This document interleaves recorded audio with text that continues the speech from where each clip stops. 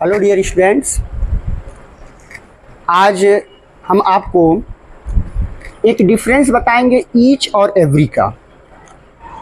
जैसा कि आप सभी लोग जानते हैं कि ईच, पहले तो देखते हैं difference between each and every. जैसा कि सभी लोग जानते हैं, ईच का भी अर्थ होता है प्रत्येक और एवरी का भी अर्थ होता है प्रत्येक। अगर हम हिंदी में आते हैं तो सब लोग जानते हैं प्रत्येक का जब संधि विच्छेद किया जाता है तो प्रति धन एक,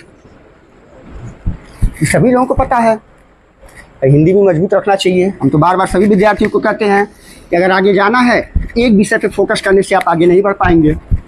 ठीक, अब देखते हैं ईच और एवरी दोनों का अर्थ होता है प्रत्येक। कुछ विद्यार्थी कहते हैं सर ईच कहाँ लगता है, एवरी कहाँ लगता है। आज आइए हम इस चीज़ को हटाते हैं, आपकी दुविधाओं को ख़त्म करते हैं।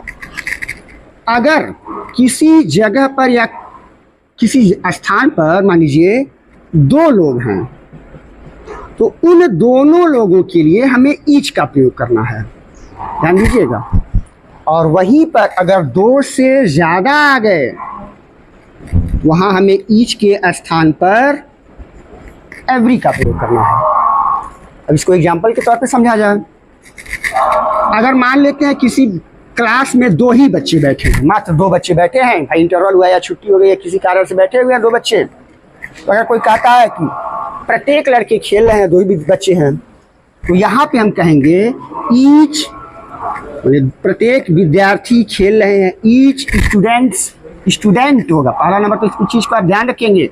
अगर ईच के बाद तुरंत ये नाउन आता है, वह नाउन हमारा सिंगुलर होना चाहिए। कुछ विद्यार्थी कहते हैं सर प्रत्येक यानी कई बच्चे हैं तो हम यश लगा देते, नहीं, ऐसा नहीं होना चाहिए।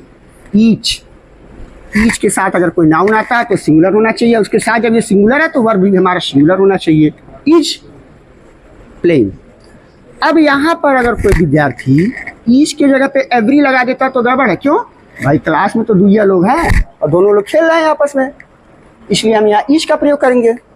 अब वहीं पे अगर क्लास में दो से ज़्यादा लोग हो गए, 3 हो गए, 30 हो गए, इसका मतलब हमें वहाँ ईच का प्रयोग नहीं करना है। सेम वही चीज़ प्रोसेस में आते हैं तो एवरी स्टूडेंट इज प्लेइंग।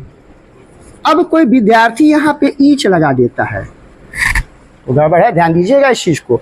और फिर मैं इस चीज़ को कह रहा हूँ बार बार, ईच और एवरी एक ऐसे शब्द हैं अगर इसके बाद कोई नाउन आता है तो हमेशा सिंगुलर होना चाहिए, और जब ये सिंगुलर है तो ये भी हमारा सिंगुलर होना चाहिए। कुछ विद्यार्थी यहाँ यश लगा देते हैं, कहते हैं एवरी स्टूडेंट्स, नहीं, एवरी स्टूडेंट होना चाहिए। और जब ये स्टूडेंट है तो यहाँ भी हमारा ईच होना चाहिए। क्यों? क्योंकि इसके सिंगुलर हुआ, सिंगुलर के साथ सिंगुलर लगाना है हमें। ठीक, इस चीज़ को ध्यान रखेंगे। आई होप कि अब आप लोग ईच और एवरी डिफरेंस को अच्छे से समझ गए होंगे, और इस चीज़ को ध्यान रखिएगा, रिवाइज करते रहिएगा। कमेंट में अगर कोई आपको कोई समस्या है तो कमेंट के माध्यम से हमें बताइएगा, फिर अगले वीडियो में हम इसको दूर करने का प्रयास करेंगे। ठीक, आप सभी विद्यार्थियों को एक बार फिर थैंक यू सो मच, और हमारे यूट्यूब चैनल संतोष इंग्लिश ट्रिक्स में आप सभी का स्वागत है। Please subscribe my channel and like and comment. Thank you so much.